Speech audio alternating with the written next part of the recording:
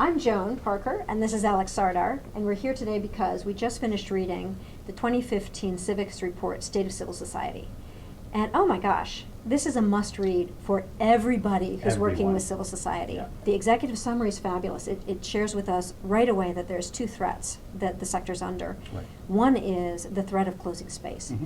96 of 160 some countries are facing threats to civil society. Yeah, 96. So that's just about half, a little more than half of all countries in the world. Over the last, I would say, decade, we've seen an emerging trend, and we've reached a tipping point now.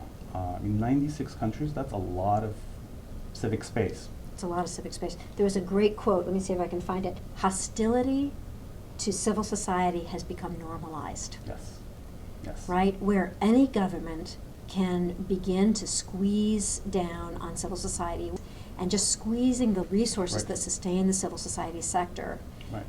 and do it under the guise of protecting the state against threats to national development or threats Stability. to security or threats to stability. Exactly. So, do you remember the game Twister? Yeah, yeah. I remember playing crazy games of Twister where just at the very last minute everybody goes down. Mm-hmm. Well, I think that civil society is playing a massive game of Twister. So we've got these community-based organizations, Right. the ones we work with, and they're working typically with mostly volunteer laborers, right? And they're being squeezed from funding because of these new rules and regulations. They're the sole source of service delivery. They may be the ones delivering education, health care, who knows, Right. care for the disabled, and so on and so forth. They're being expected to professionalize in order to receive any donations from anywhere. Right. So they're supposed to be transparent and accountable and all sorts of things. They're trying to avoid jail so that they don't end up in jail for their work Work. under these new regulations. So under all these conditions, like a bad game of Twister, aren't we forcing them into such a twisted position that they're about to go down? Absolutely, and you know, part of it is that the governments that are doing this are in fact doing it against their own interests, against their own agenda of economic prosperity and advancement and growth and so on. I mean, where does the labor and the human capital exist? In civil society.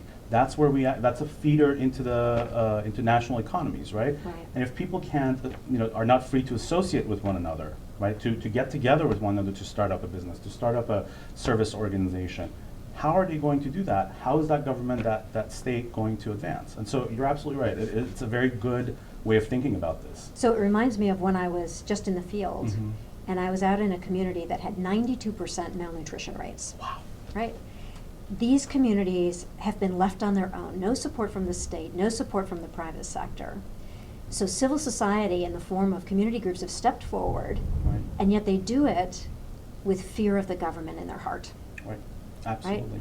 How do we create a partnership between that government and that community and all the communities in that country that allow them all to do their best work and Right. to actually work together, right, for the benefit of their own long-term security and economic prosperity Right. and Right. health of their population? Yeah, This is crazy. it's the million-dollar question, right? And Yeah. I think what we do at Counterpart and the way we work. I mean, we're just as affected by this trend. We're in something like 20 plus countries where civic space is closing down or closed already, as it's categorized in this report.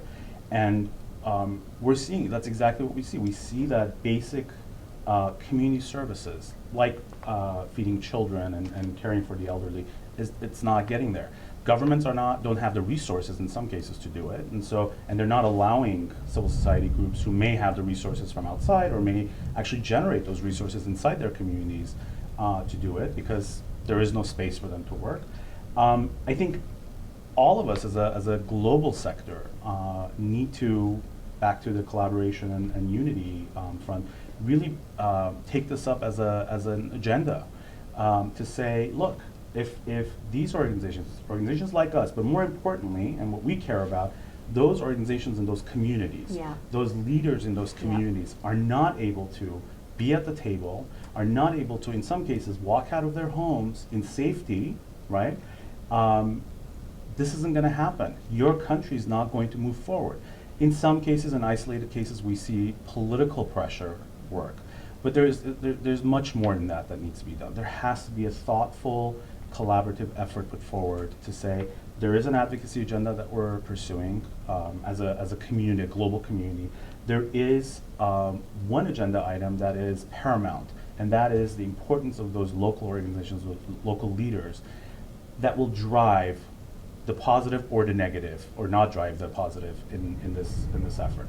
And they have to be at the table, Yeah. and they have to be resourced for these purposes. And so that, yeah, it's a $1 million question. Ironic to me is that at the same time, 193 countries are about to step forward and sign the Sustainable Development Goals. Right.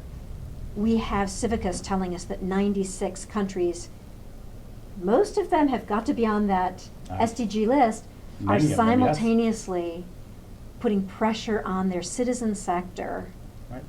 that could undermine their role that they would play in the Sustainable Development Goals. And the commitments that they're making on the goals. And crazy. Yeah, I mean, it's really ironic and kind of mind-boggling on some level, because one series of the goals also talks about enabling civil society organizations to actually deliver the services and the solutions that are needed to achieve these goals. And so, yes, we're back to the twister.